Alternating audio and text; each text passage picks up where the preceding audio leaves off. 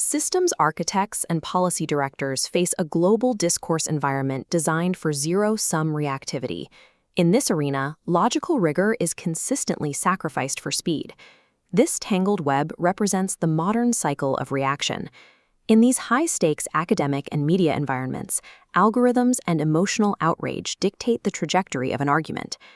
Breaking this cycle requires adopting a proactive stance. Stop reacting, start leading the narrative. This shift reveals a structural hurdle. Logical principles are ineffective without a strategic narrative to project them, while strategy without an ethical core functions merely as manipulation. Principled leadership fails when ethics are treated as abstract theory. To survive organized chaos, those ethics must be engineered into a defensive structural mechanism. This mechanism is tested in Jerusalem, where overlapping military, secular, and religious paradigms operate in a high-density environment.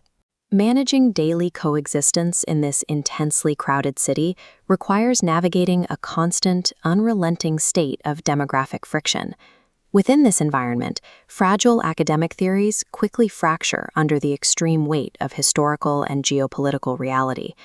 Leading in this arena requires that an ethical framework be operationalized into a rigid, self-correcting daily system.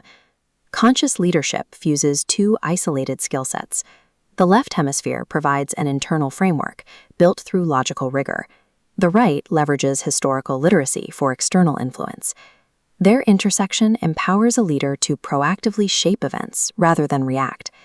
The program employs the Israel flywheel to physically force this synthesis into reality over 8 weeks. The 8-week intensive uses a 2-part build, separating the leader's internal core from external influence. Module 1 focuses on foundational ethics, established before communication strategies are introduced. Module 2 pivots to geopolitics and history, training students to move from consumers to creators of narratives. To prevent abstract ideas from losing their connection to the physical world, the program must counter the risk of theoretical drift.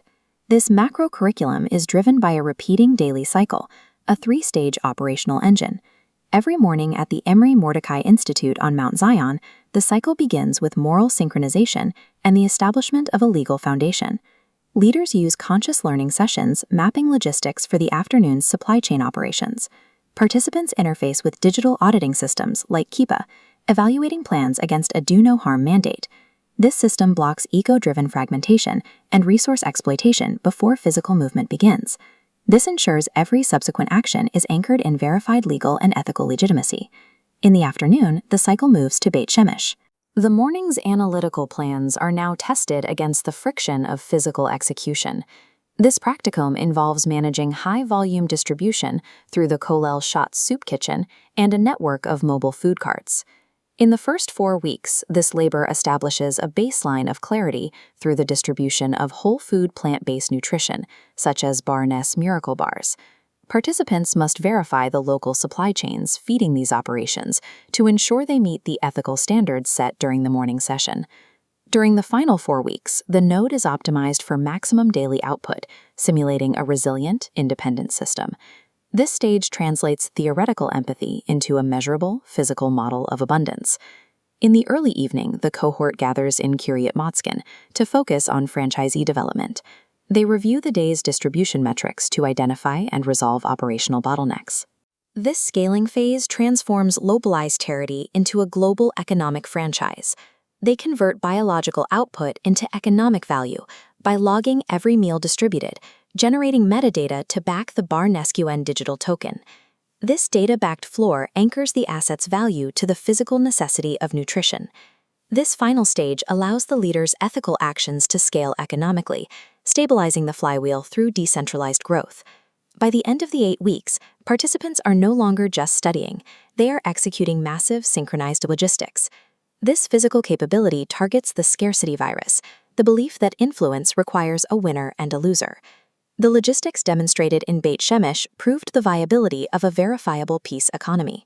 In this system, value relies on tangible biological outputs, clean water, energy, and human nourishment, rather than resource extraction. By anchoring decentralized economic expansion to these ethical outputs, the graduate dismantles reactive, scarcity-driven models. This comparison summarizes the shift between two paradigms of modern engagement. The reactor operates from a defensive posture. They navigate complexity with anxiety, relying on prevailing algorithmic opinion. The leader uses logical rigor and historical depth to shape narratives and maintain confident presence. This transition is achieved through a 56-day operational forging process. While potential is common, leadership capable of executing at scale is rare. The world needs resonant, conscious leaders prepared to engineer an abundant reality.